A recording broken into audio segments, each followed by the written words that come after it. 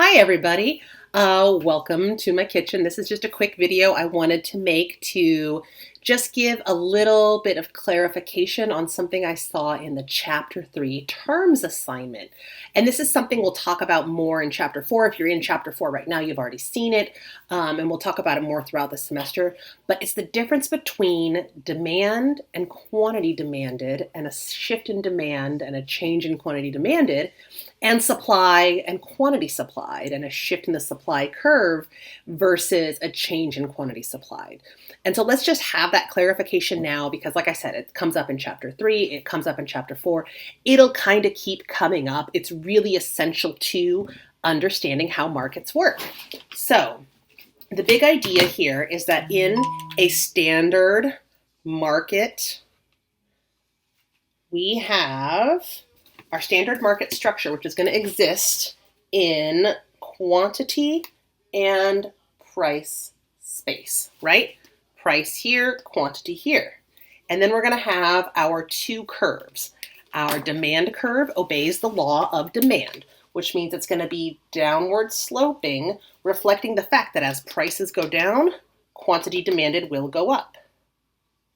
And then we have our supply curve, which obeys the law of supply, meaning it's going to be upward sloping, because as prices go up, firms are going to be willing and able to supply higher quantities. Where they intersect, that's equilibrium, that's where the market is happiest, and that's where everyone is the best off. So that's going to be our Q star, our equilibrium quantity, and our P star, our equilibrium price. A change in demand is going to be anything that isn't price. If there's a change in price or quantity, that's on these two axes. And so it's going to move us up or down the existing curves.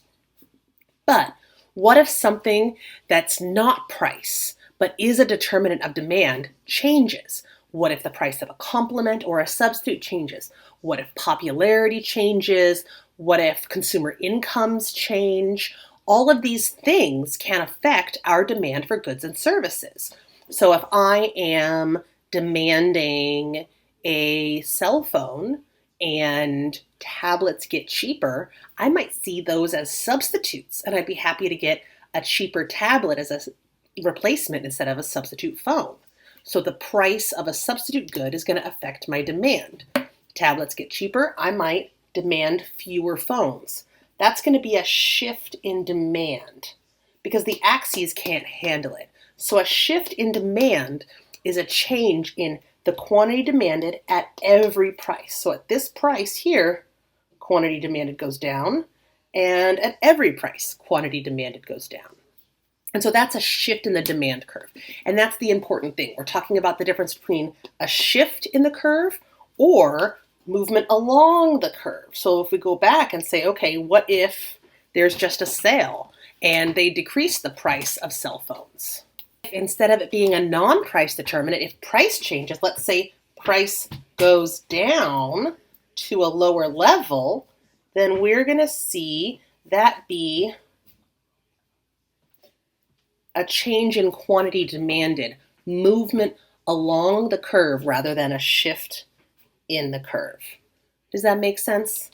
And so the idea here is that there's a difference between movement along the curve and a shift in the curve overall. Thank you, sir. That's my son. Sorry, this is the least professional video I've done so far this semester.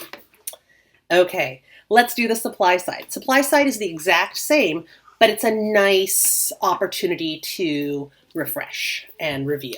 So let's try the supply side. And the non-price determinants of supply are going to be things like technology, basically anything that has to do with the cost of producing a good. So labor costs, input costs, better technology, also sort of what suppliers expect about the future, lots of different things, anything that's not price. And so we're going to go ahead back in price and quantity space with our downward sloping demand curve, upward sloping supply curve. If you have trouble remembering, just remember D, down, demand. Easy, right? And we're, of course, in equilibrium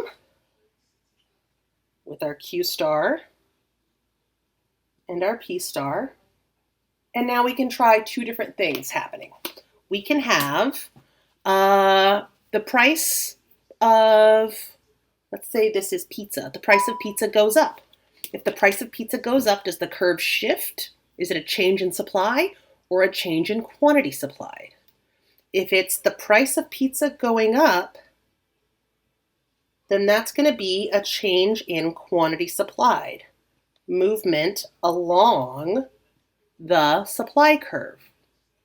It's a price, right? That's why we say non-price determinant, and I'll say that a lot. Non-price determinants are things that affect supply but aren't price. So a non-price determinant would be, what if, it's hard to say because I was going to say something, the price of something went down, but prices of everything are going up. So let's just say that, right? Everything's more expensive than it used to be a year ago. Labor costs have gone up. Food prices have gone up. Energy prices have gone up. So what's that going to do to the supply of pizza? If you're supplying pizza out there on the market, it's gotten more expensive. So producing the same quantity of pizza that you might have a year or two ago is actually going to cost more. And it's going to cost more at every level of production. So if you want to charge the same price, you have to produce less. If you want to produce the same amount, you have to charge more. So a non-price determinant of supply will shift the supply curve. So that's the big idea here. A shift in the curve changes the quantity supplied or demanded at every price. But a change in the quantity demanded or a change in the quantity supplied is just movement along the curve. And I know it seems like I'm being nitpicky, but it's super important. I promise. I've been teaching principles for a long time. It doesn't go away. Hopefully that's a good clarification. Let me know if you have any questions, and I'll see you next time.